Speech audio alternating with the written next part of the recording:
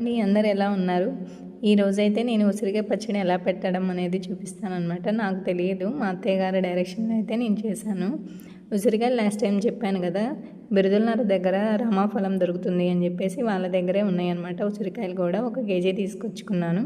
KG ఉసిరికాయలకి మేమైతే 1 KG oil తీసుకొని ముందుగా ఉసిరికాయలు ముందుగా కడిగి పెట్టి ఆరబెట్టుకున్నాము. ఆరబెట్టుకున్న వాటిని అయితే ఈ విధంగా ఆయిల్లో వేసుకొని బాగా అవి జస్ట్ పగిలినట్టు కనిపిస్తాయి. అలా పగిలినట్టు కనిపిస్తే వాటిని తీసేసేయాలన్నమాట. మరీ ఎక్కువగా ఉడికించినా కానీ ఊరిన తర్వాత పచ్చడి అనేది ఆయిల్ గట్టిపడతాయి. అందువల్ల అలా కాకుండా జస్ట్ పగిలినప్పుడు తీస్తే సరిపోతుంది. చూడండి, మీకు చూపిస్తాను. ఈ విధంగా పగిలినట్టు వస్తే సరిపోతుంది.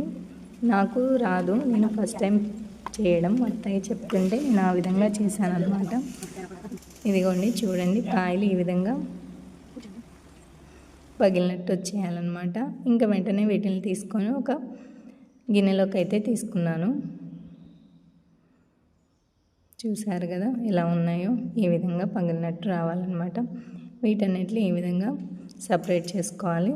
దీని తర్వాత చింతపండు కేజీ ఉసిరికాయ పచ్చడికి నేనైతే 50 గ్రాములు తీసుకున్నాము. మనం చేసే అరగంట ముందైతే నానబెట్టుకోవాలన్నమాట. ఇలా నానబెట్టుకున్న చింతపండుని బాగా తొక్కలు అన్నీ లేకుండా తీసేసుకోవాలన్నమాట. ఈ విధంగా దగ్గరకు వచ్చే విధంగా బాగా ఉడకబెట్టుకోవాలి. ఉడకబెట్టుకుంటేనే పచ్చడి ఎక్కువగా నిల్వ ఉంటుంది. ఇలా ముందుగా తీసి పెట్టుకున్న ఉసిరికాయల్లోకి ఉడకబెట్టుకున్న చింతపండుని యాడ్ చేసుకోవాలి.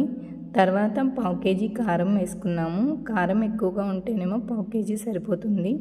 లేదు కొంచెం కారం తక్కువగా ఉంటే ఇంకో 2 టీ స్పూన్లు యాడ్ చేయండి.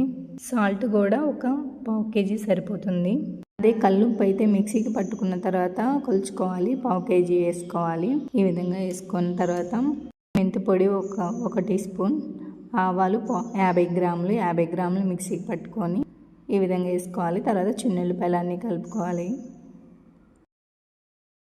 ఈ విధంగా మొత్తం బాగా కలుపుకోవాలన్నమాట. కలుపుకున్న తర్వాత ఆయిల్ 1/2 కేజీ పట్టింది, కేజీకి 1/2 కేజీ ఆయిల్ పట్టింది.